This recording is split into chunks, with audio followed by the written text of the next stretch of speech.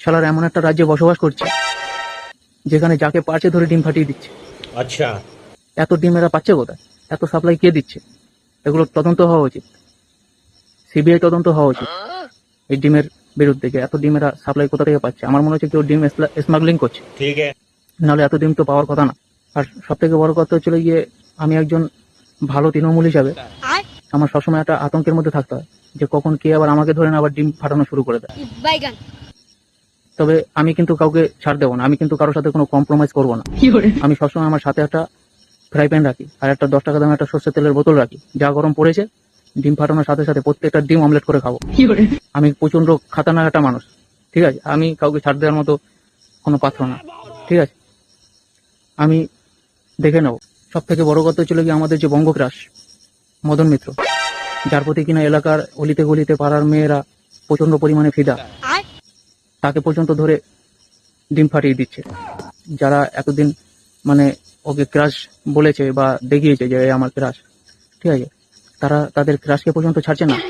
আর সব থেকে বড় কথা ছিল গিয়ে, এই ডিম তদন্তে যাদের নাম উঠে এসছে এদের মধ্যে নাকি মেয়েরাও সামিল আছে, ঠিক আছে? তাহলে তোমরা ভাবো যে কাকে তুমি বিশ্বাস করো।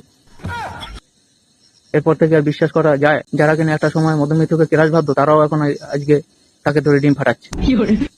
বুঝতে পারছো কোথায় গেছে দেশটা?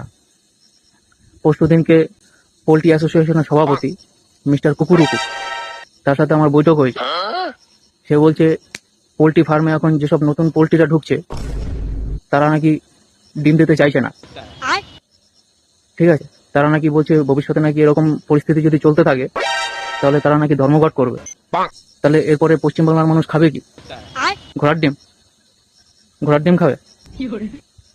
ডিমের দাম আমাদের এখানে এখন 100 টাকা হয়ে গেছে, ভবিষ্যতে আরো দাম বাড়তে পারে। তখন পশ্চিমবাংলার মানুষ মানে কি খেয়ে বাঁচবে? ঘোড়ার ডিম খাবে?